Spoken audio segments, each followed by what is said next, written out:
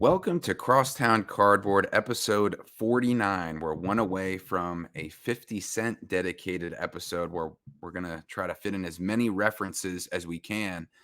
Otherwise, we may get rich or die trying. But, Craig, more importantly, because we're still on episode 49, it's titled, What's Your Hobby Philosophy? And you, of course, being a teacher, me being a sports broadcaster, reporter, lots of philosophies flying around in the head there. So we're going to try to narrow it down to specific hobby philosophies that we have, why they've come about that way, and maybe they could help somebody else out there who identifies with a similar thing. But first, we want to talk about your trip to the East Coast National in White Plains, New York, at the county center, where I used to grow up going to card shows. I never knew it was like that big of a deal back then that the one of the biggest card shows in the country would be there. I just thought it was my local show, but turns out it's a much bigger deal. So, how are you doing, and how was the East Coast National for you? I'm feeling pretty good. The East Coast National was in Westchester, again, near where you grew up. Yep. 3-day show. So Friday, Saturday, we're recording this on Sunday. And this is the first time the show has been at this location in a few years because they turned the Westchester County Center into a COVID center. So it was cool to have Oh, this right. back. This was a show that, again, I used to go to growing up as well. And I went Friday. I was there for 2 hours because it ran on Friday from 3 to 7, which actually I like that for a show a little bit earlier on a Friday. I had to get back Friday night for a soccer game, so I was pretty rushed. But I went to the Okay. show. I had 2 hours there, and let me tell you, Carmine, those 2 hours flew by. I felt bad because at times I was talking to vendors and they were trying to engage in conversation with me, but without being rude, I was like, all right, like I have such limited time here today. Like I love the banter. I got to go see as many tables as I can right now. What did you tell them? Did you say, "Sorry, sir, I have limited time"? Um, Maybe not as directly, but I started like creeping away. Like when you have a conversation, be like, "Oh, Right. cool, yeah, cool," Yeah, instead of yeah. engaging back. But Right. really great show. I felt. I can't. I've heard people complain about the East Coast National this weekend. I wasn't there Saturday where it looked super packed, but as far as I know, being there Friday, I thought it was great. So a lot of familiar faces. I saw a good variety of cards. I liked that there were 3 rooms. There was a main room, a side room, and then a room in the basement. So it gives you some chances to spread out. Again, good variety. You know, me looking for soccer cards. I felt there was enough soccer in the room. It was cool that there was Beckett was there, JSA was there, SGC was there. So when you have multiple rooms, a lot of people walking around, a good variety of cards, and some major hobby companies, that makes for a great show, in my opinion. Yeah, sounds like it. I remember going there as a kid and always wanting to play there as a high school basketball player because that's where the section championship was for New York. And then you advance. I think there's 11 or 12 sections, and then you advance to that's really the state tournament once you win your section. So big arena there. 3 rooms, like you said.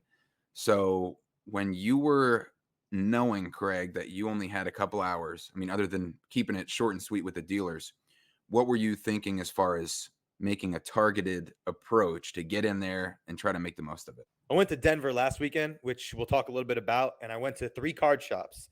And even though I got a lot of pickups from those card shops, not a single one of those pickups was for my personal collection. It was all stuff that I thought, I could flip, which I am fully embracing that.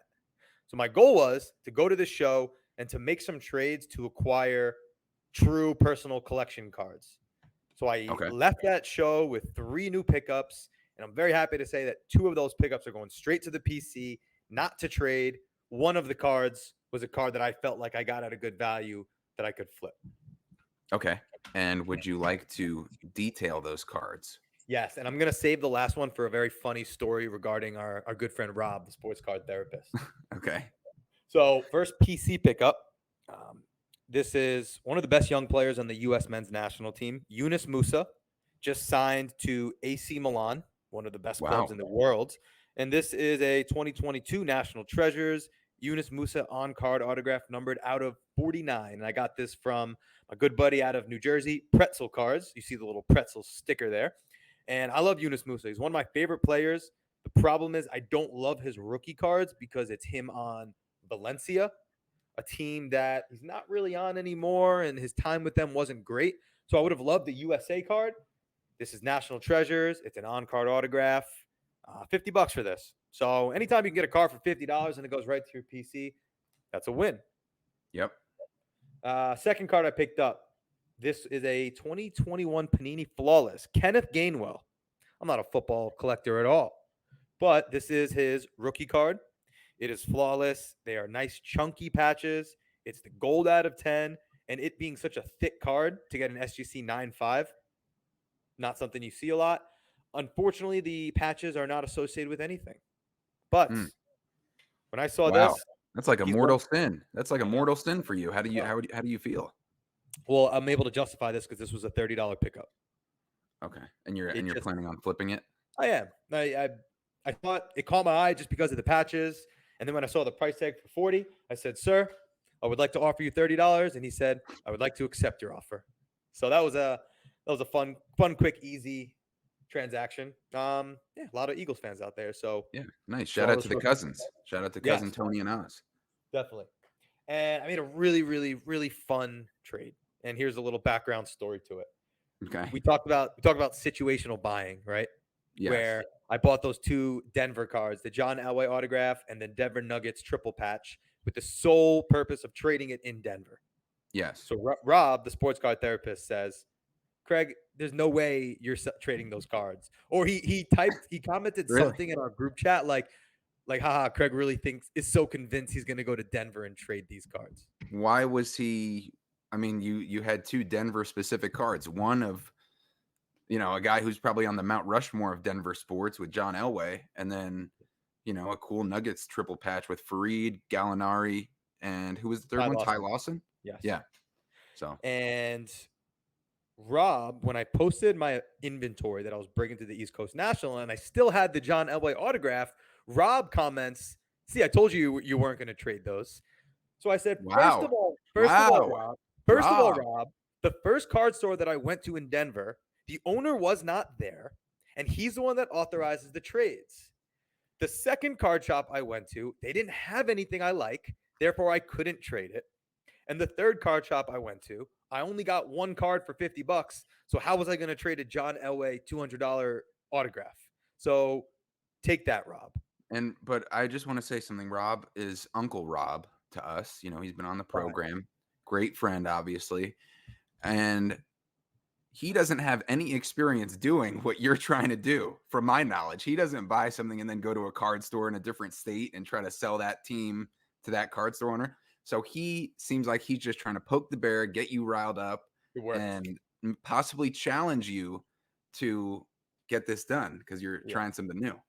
I was able to trade the triple patch in Denver. So I did have a little success there. But yesterday at the or Friday at the East Coast National, I was able to trade the John Elway autograph, the Adam Vinatieri patch autograph that I had gotten, and 260 cash.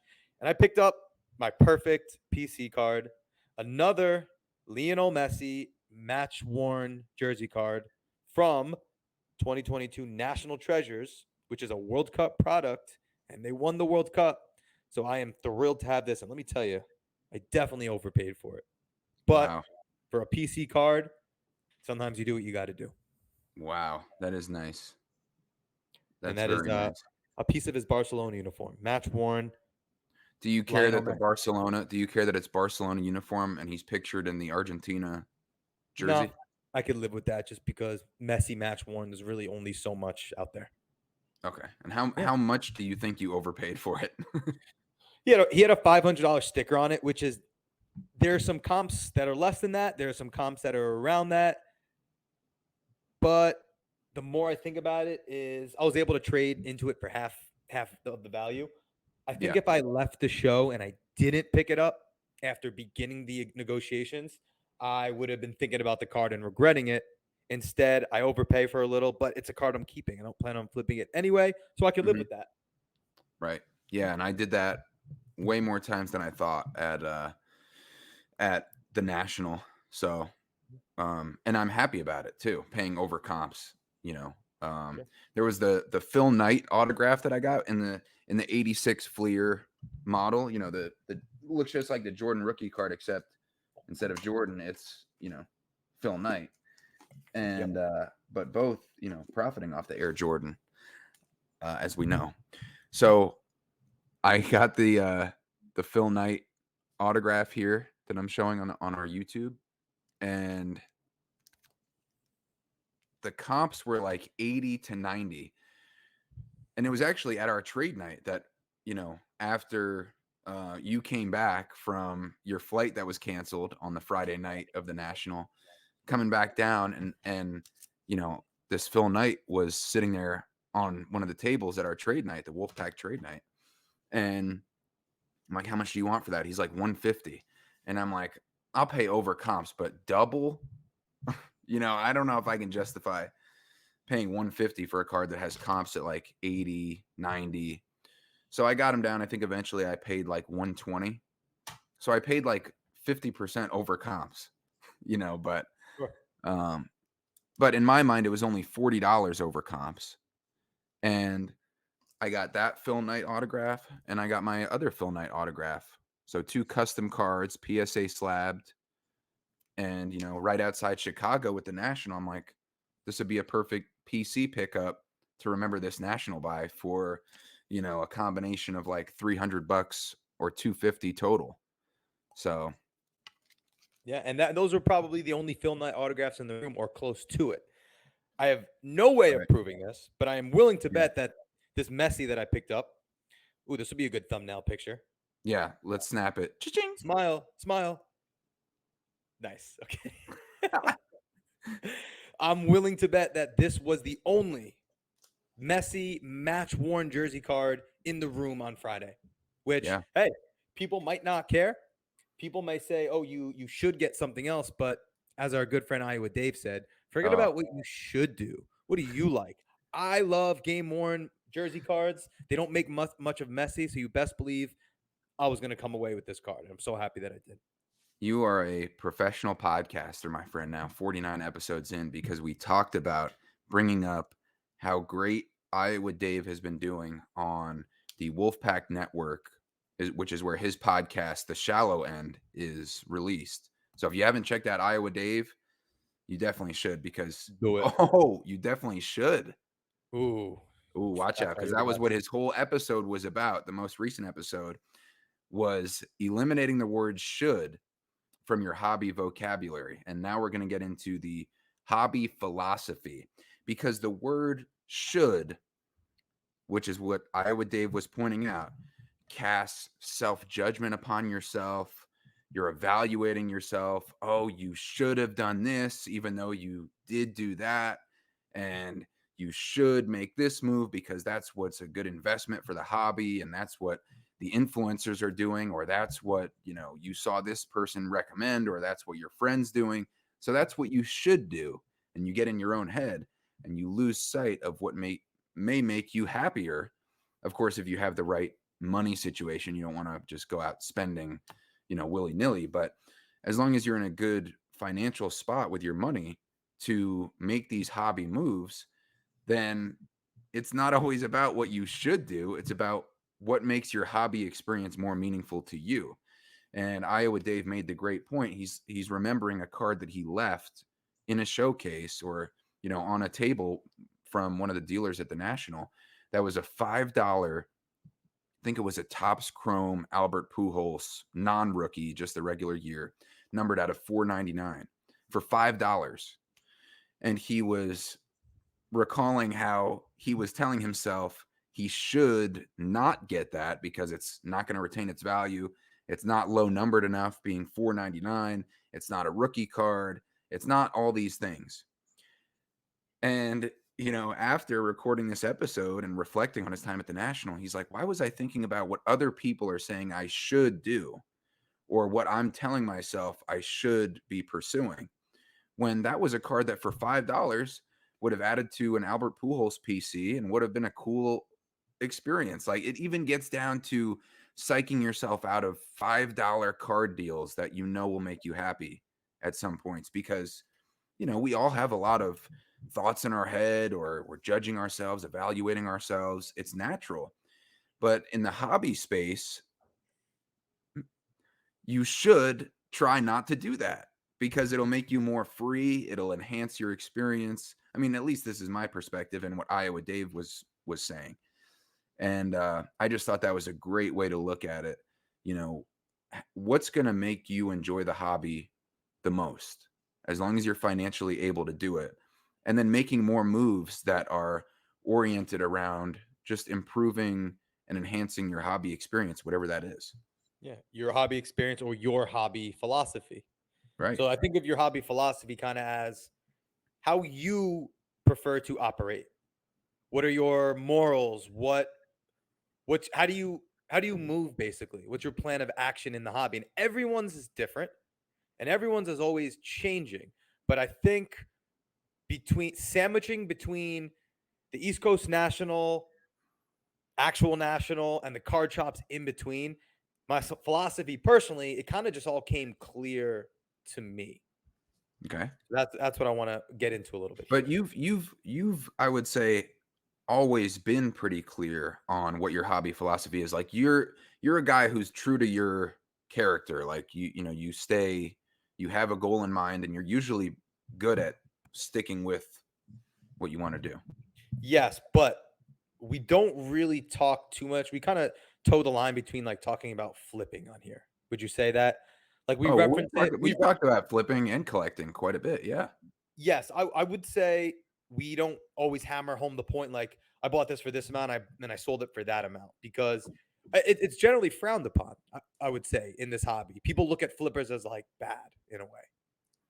Yeah. Sometimes I think, we've talked about our dollar amounts though more than a lot of people, as Sure. far as like purchases and sales, just because that's a useful part of, whoever's listening, growing their hobby experience, hopefully by learning from what we've done. Well, from the flipping side, so my friend, I've referenced him many times in here, but Al, NYC Hoops Collector, was talking to him. He listened to our last episode, and he said, Nice. Thanks, Al. "Love Al, great guy." He said, he asked me, when you're speaking of your pickups from Denver, do you consciously or intentionally refrain from saying you bought those cards with the sole intention to flip? I know some people, aka real collectors, might frown upon that kind of talk, and that is where my this philosophy developed. Now, I think generally when you talk about flippers, everyone thinks, I guarantee, their mind goes to the YouTube content creators, the people who post buying at 70%, sell and then try to sell for 85, 90%. And then we're generally talking what? These ultramodern players, these quarterbacks, some BS parallel, some NFL Hmm. shield that's not associated with anything. That is not the flipping game that I like to play. Okay. We've referenced on here that when a card ends up in a collector's hands, not a game of hot potato, when a card ends up in a collector's hands, everybody who was involved wins. Yeah. The person who sold the card to, let's just say, a flipper, they get money. The flipper, they're able to sell it to a collector, they make a little money. The Yep. collector is now holding on to a card that they love. They enjoy just the ownership of that card, and everyone wins, as opposed Yep. to a game of hot potato, where if you keep selling it and flipping it, someone's going to lose or someone's going to be holding the bag, as they say. Yep. So, what have I really taken a loving of? I'm talking like it seriously brings me joy. It is using 25 years of hobby experience, having collected Upper Deck and Fleer and Tops all the way since 1999, and knowing the sets, knowing the brands, knowing the rare parallels, and using that experience to try to uncover these gems at other card shops and getting them in the hands of the collectors.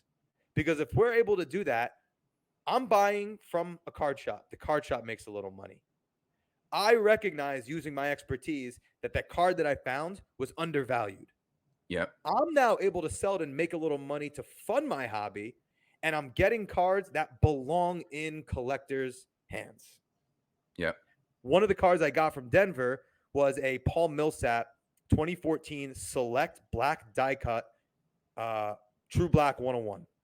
In the Hawks jersey. Hawks jersey. Dude, I paid like $50 for that. I'm like, this seems undervalued. This is a card shop that doesn't sell online. The only people seeing this card are the locals.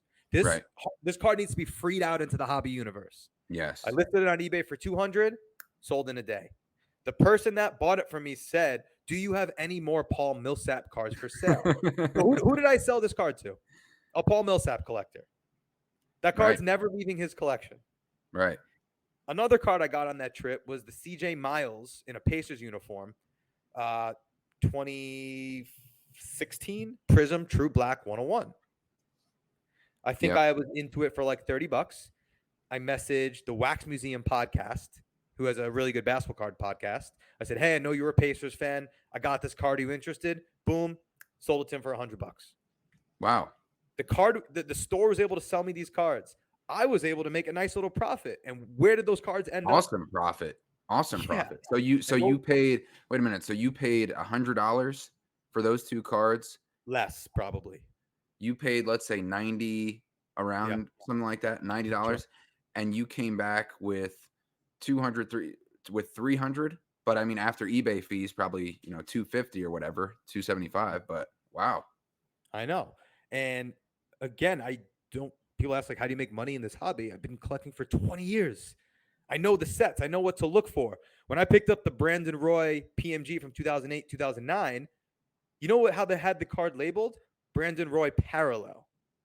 But I know because I used to collect in 2008. I knew that was a PMG. So when I bought that card for 15, listed it on eBay, sold it for 70. Wow. And I Yeah, you sold do it that to you do someone that all the time. You do that and I all the sold time. it to someone whose username was like '07 Blazers '07. Guess who wore number 7 on the Blazers? Brandon Roy. So all I did was I took this card that was buried in a card shop in Yep, Denver and I yep. got it into the hands of a true Brandon Roy Blazers collector. Everybody wins that way. Yeah. And I'm happy to be able to get these cards into the hands of the collectors that they belong to. And I'm able to make a little money doing it. And honestly, that is such a joy for me. And it's not Yeah. just the money making aspect of it, it's the whole experience. Yeah. Well, I mean, Whole and experience. plus, I mean, that's the hobby circle right there. I mean, that's exactly, and I've heard like Rob and Big Ken sports card lessons explain how important each individual person is in the hobby process. You know, the breakers, then the flippers, then the collectors and dealers, everybody in between, because that card gets from a case or a box or a pack into the end collector's home, which you've helped facilitate there. Yeah. And not only that, it's like a process that you enjoy. I mean, the money is obviously great, but it's not life-altering money. It's just like you used your knowledge at the beginning of Absolutely. the process. You benefited off seeing that undervalued, or mislabeled, in some cases like parallel instead of PMG, or, not highlighting the number one aspect of the card. And you take it from that process of, digging for treasure, finding the treasure, and then selling the treasure, for more Yeah. at the end of it. So that's I it's mean, a like, cool process. I could give you an example of every card I picked up from Denver. I think I came home with 8 or 9 new cards. The 2 Prism Black 101s paid for all the cards. So the Wow. remaining 6 or 7 I am into for literally free, which is like, hey, now maybe I can give someone even a better deal. But one of the Right. cards I picked up was the Eli Manning old Ole Miss patch out of 25 from 2004 press pass. Neilionaire underscore cards and Instagram messages me and says, "Hey man, I was listening to your podcast this morning and heard about the Eli card you picked up with the game used Ole Miss jersey. A big part of my PC is former Ole Miss players, so I thought I'd reach out and see if you are looking to move it." Wow. So guess who was able to finalize a trade? I'm So I guessing got, you. of course. So I was able to get the Eli Manning into his collection. He's a true Yeah. collector. Yep. Traded me a couple cards. I traded a couple cards. He gave me a little bit of cash, and he gave me a couple of slabs that now I'm into for a good value. Slabs Right. that were probably insignificant to him, but he's Yeah. got this Eli Manning card that's staying in his PC, and I'm able to just keep this process going. Yeah. So much fun. So much fun. That's great. That's great. So what do you come out of that? Like, what's your hobby philosophy based off of those type of moves?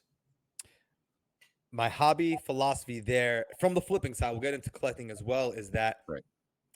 I've been able to embrace the fact that I am a collector at heart. I have a extensive PC that with cards I truly care about, but I've learned to embrace the flip as long as my mindset is the card I'm trying to flip is going to its forever home. And I have found success doing that by going to card shops outside of New York, where maybe these card shops don't really operate on Instagram, don't really operate on Whatnot or eBay, only in shop. And just having this understanding that the only people viewing these cards are the locals. And I see it as that card right there needs to be freed into the hobby world. And if I could be the one that does it and I make a little money along the way, it's just good for the overall ecosystem. Yeah. Part-time card liberator, treasure Sure. hunter. I like that. Treasure hunter. Yeah. Yeah. I mean, how fun is Yeah. that? You're like Nicolas Cage. Yes, exactly. Now, hey, first it's a Brandon Roy PMG. Next, it's a Declaration of Independence. Yeah, get into like artifacts. You're just like, Yeah. instead of the card store, you're in the cave, digging stuff up. It could be. I saw a lot of that stuff actually at the National, like presidential stuff and, you know, relics and autographed documents. And Yeah. yeah, that's a cool thing I saw there too. So I loved hearing about that treasure hunt. My hobby philosophy, or at least one of them, I mean, there's, a bunch that you could throw out there, but I view it as a space to practice positive uncomfortability. Now, I'm at a stage in my life where, and a lot of people actually brought this up when I saw them at the National, oh, congratulations on the new job and the move to South Carolina, doing sports, broadcasting and stuff like that on the local news. And we've talked about it. It's been a tough process, but the uncomfortability aspect of that is overall positive because it's leading to a career improvement. You know what I mean? Like I'm trying to view it as this uncomfortability, even though it sucks at times, new place, new people, new relationships and stuff like that. It's positive because it's moving forward and we're progressing. And it looks like Teddy is approving of this philosophy. He just yawned right on cue. Can you control him? I mean, seriously, right while I'm in the middle of getting thoughtful, he yawns. All right, he's a dog anyway. So this positive uncomfortability in the cards, how it applies there, is like trading for that flawless one of one patch auto Larry Bird. Um, it's uncomfortable to be in a negotiation that's like a $5,000 negotiation with my buddy Jordan. But at the same time, it's positive because I'm in a position and in a potential deal where I can get an all-time grail card for myself. So viewing that uncomfortability as a positive thing, this is good. Even though it's uncomfortable, it's good. We're working towards something. And having that as a space where, because this money isn't something I need to survive, I can practice positive uncomfortability in this space. Starting a podcast, that's uncomfortable at the start. Everything's new for us, trying to make the technology work, organizing our schedules, editing it together, all the different steps that we had never been through before. But because of the sports card hobby, we're able to practice that positive uncomfortability and take it into our real lives while it's being practiced on the practice field of the hobby, and you take it into the game of real life, or vice versa, a lot of times too. And so I've realized, with my hobby philosophy, I really view it as a place for self-improvement, self-fulfillment in with the nostalgia and collecting stuff that you enjoy looking at, along with all the, this is just a specific hobby philosophy, but along with the community and putting out podcasts, connecting with people, making great new friends like our wolf pack. That's also a huge thing. But the positive uncomfortability of putting yourselves in these unique, strange scenarios, negotiating for cards that are, in the $1,000 ranges, or whatever you're negotiating for, and coming out of that feeling like, okay, I was able to do this. I was able to, hold my own, stand up in that situation, express what I needed, listen to what the other person was looking for, and walk out of it with these great rewards of the cards and the connection that you have with the person, and knowing that you yourself are able to navigate, figure out, and prosper out of these situations, even though they're uncomfortable at the time. It's a great point, and I think that people who transact so much or constantly buying and selling maybe underappreciate the art of a deal, a negotiation, because it happens in such volume. I Yeah. bought a couple cards on Friday, but the one trade that I made, just like you're saying, it's a lot of back and forth, talking about the numbers, showing him the card, seeing what he likes. It's a good feeling to get it done because I had like you said, we had a really good conversation. Um, and then when you get to land the card that you really want, it goes back to what I was saying about a card ending up. I was talking about selling a card that ends up in a collector's hands, but doing our parts as collectors and acquiring a card that we know we're going to keep again is good for the ecosystem. Yeah, Which and specifically, I was really getting at, making deals for PC cards, because I think you get even more fulfillment, like your Messi that you got, at the East Coast National. I think you get even more fulfillment over doing deals for those type of cards, but at the same time, you learn different aspects from, treasure hunting or doing a deal for a card that you might flip later on. It's just a different set of positive uncomfortability or self-fulfillment than it is to get a card that you know you're gonna keep. sure. And a second part of my philosophy, because I really only talked about the flipping side of it, but let's not forget we are collectors, is I'm starting to see every card that I have as black or white, meaning this is a card that is for my collection.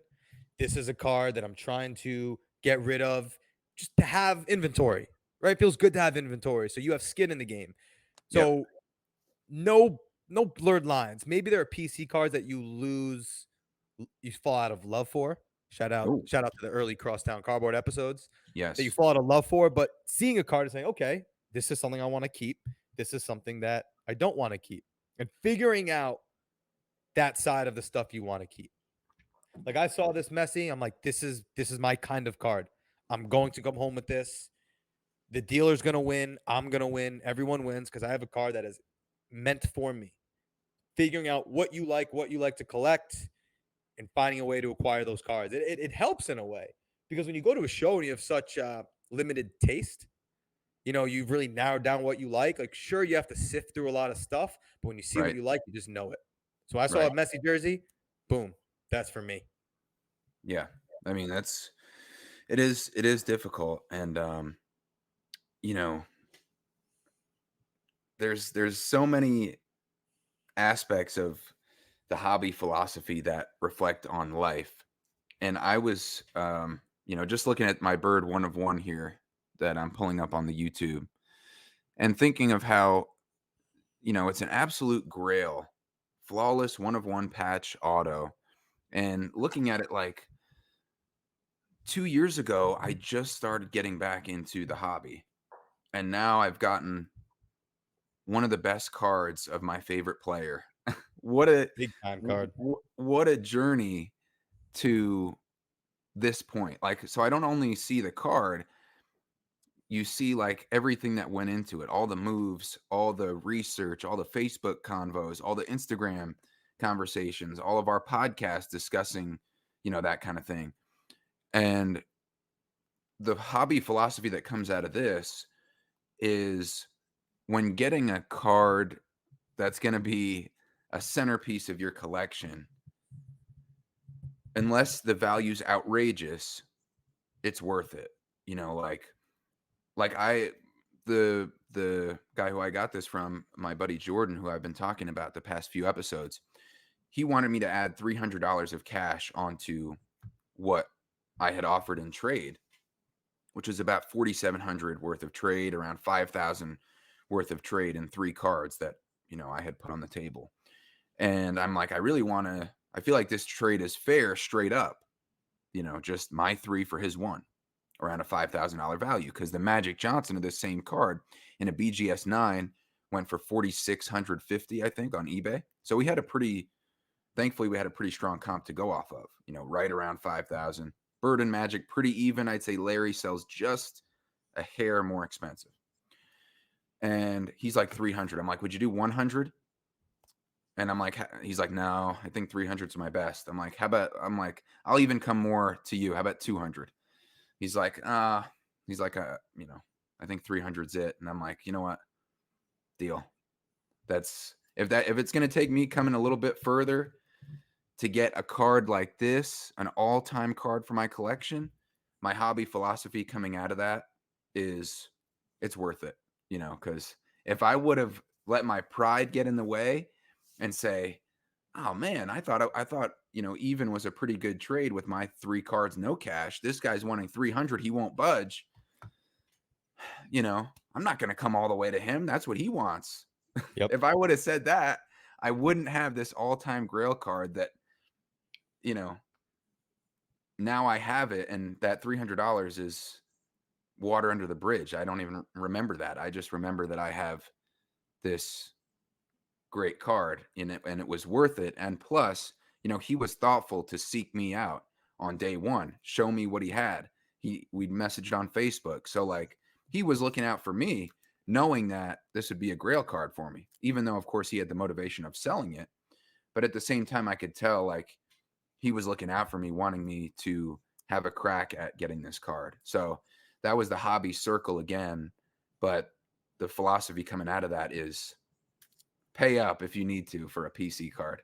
Hell yeah. And you did it with that. I did it with my Messi here. So it's, I mean, look, this is ever changing. As I alluded to earlier, I'm Yep. doing my US soccer C license course right now. And part of it is writing our coaching philosophy, which I've written before, but it is Yeah. something that's always changing because you're always getting new experiences. So Right. I've just came up with this philosophy that we discussed today based on my going to national, going to the East Coast National and the Denver shops in between. So just to recap real quick, my philosophy as a hobbyist, some philosophy might be I want to flip cards and make money. My philosophy from that the business side of it is I want to use my expertise in knowing sets from the past couple of decades and beyond to try to find cards in the wild that I think are undervalued and belong in true collectors' hands. And I have So so much fun doing that. The hunt, the treasure hunt. so your philosophy there is knowledge is power. Yes. And my philosophy from a buyer standpoint is from a collector standpoint is figuring out that black and white. Is this a card that belongs in my collection? Is this a card for my inventory? And just eliminating that gray area altogether. It makes me really tunnel vision. And as I narrow down exactly what I like to collect, Messi, Holland, Mbappe, Knicks patches, Hall of Fame patch autos, gold parallels, red parallels, and it's made my collecting more fun because I know exactly what I really truly like. And why do you want to narrow down your collecting rather than expand it and open up to new avenues? Oh, good because I only have 750 square feet and limited space. So it's the apartment size that's causing this. Um, maybe subconsciously, Okay. but I don't know. I'll talk to you when I have a house one day, and maybe I'll be like Rob and I'll explore all these side pieces. Yeah. I've heard about his side PC promiscuity that Good some word. of our Wolfpack members have, discussed on their podcasts, and it's a topic that's swirling around the sports card landscape. Controversial for Rob. Love that. I want to allude to a point you made about like the meeting in the middle, the 100, 300. I was Yeah, at the East Coast National Show, and I'm not going to name any names, but I went up to a dealer who I know. He's younger than me, and I had a soccer card that I knew he would like, and he did. So I'm yeah. like, yeah, I'll sell it to you for $20. And he said $10. I said, all right, let's just meet in the middle at 15. And he wouldn't. So just out of principle, I'm like, yeah, I'm not selling you this card for 10. Yeah, You wouldn't meet me $5 in the middle. It's the sale's not happening. Sorry. I'd rather keep it yeah. at that point. No, see, now that's totally different than my, Yes. grail card negotiation where if it's a unique, it's one of one and that kind of thing, I can pay up. But in the situation of a 20 or a $10 card, and you're trying to meet at 15, Yeah. that's Like work with me. I won't sell you the right, card for 10 out of principle. I'm sorry. right, right, Call me petty.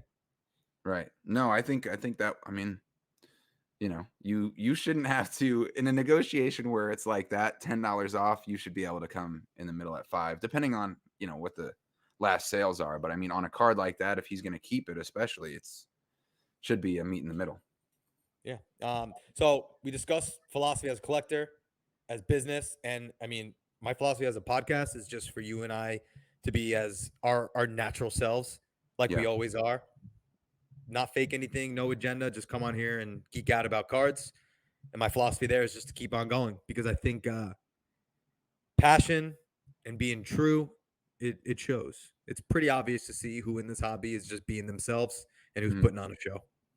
Yeah. Yeah. No, that's great. I view it the same way. And philosophy on the show with people, spending their time to listen to us, I still can't always wrap my head around, how even though it's not that many, people who listen, but we're in the hundreds range.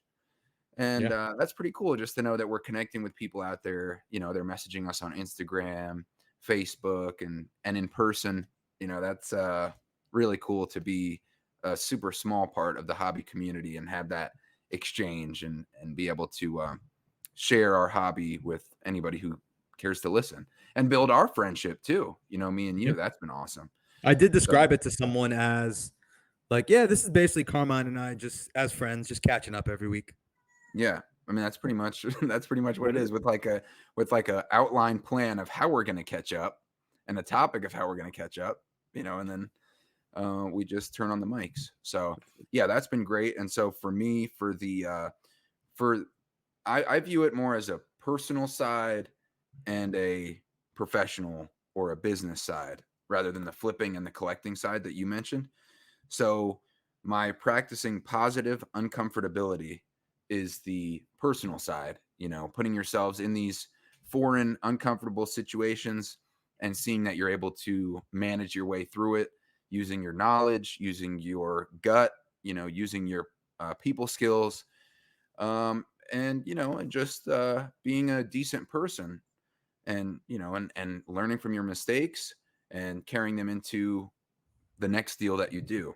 So that's the positive uncomfortability piece. And then the business side of it, or the card itself side of it, not the philosophy of, your personal nature and what you're getting out of that, is if you're a collector and you see a card that you really like, it's worth it to overpay, as long as it's within reason. Don't, I mean, double the last comp. Sometimes you just have to walk away. I admit that, that does happen. But if you're close and it's reasonable, it's worth it for that PC card. The Phil Knight that I got, I'll probably never see a card like that again in person. And then I got it, even though I paid 50% over comps. The Bird 1 of 1, I came up $300, met my guy Jordan, and, we were happy. And I'm much happier looking at those cards in my collection than I would be salvaging a tad bit of pride that I would have gotten from walking away from those deals and those cards not being in my collection. So definitely worth it for a PC card within reason. And then the positive uncomfortability of navigating these unique situations. I like it. And I made no mention of the relationships and the people. I think it goes without saying that's pretty important to me too. If you've ever Yep. met me at a show, online, whatever, I love the banter. Oh yeah, you're the I life of the love it. party. I couldn't Yeah. believe seeing you operate in person. You're a social butterfly. What can I say when I'm in my comfort zone? I'm Right. comfortable. But that's it. So next week, episode 50, definitely gonna have a 50 cent type flavor to it, and I anticipate after that we'll have a guest. So the Yes. 51, 50, we'll have a guest on. We got a few people we're thinking about, and we'll just keep this train rolling. Because that'll be, we haven't really discussed it, but that'll probably be the start of season 2. Oh, again. 50 episodes, and then maybe 51, we go with season 2. Okay. But we'll that maybe that's more behind the scenes. I know that's a big branding discussion for us to have with the crosstown cardboard higher ups. Yeah. So, We'll talk to our people. all right, bro. I think that was All right. great. Hopefully, Good stuff. hopefully our listeners, viewers got something out of that. We love coming every week with some new stuff, and we'll have our episode, as 50 always said so greatly, 50 Cent. you got to make it to heaven for going through hell. And then maybe that's his hobby philosophy. Who knows? Oh, we're gonna have so many good references next week. All All right, right. bro. Peace.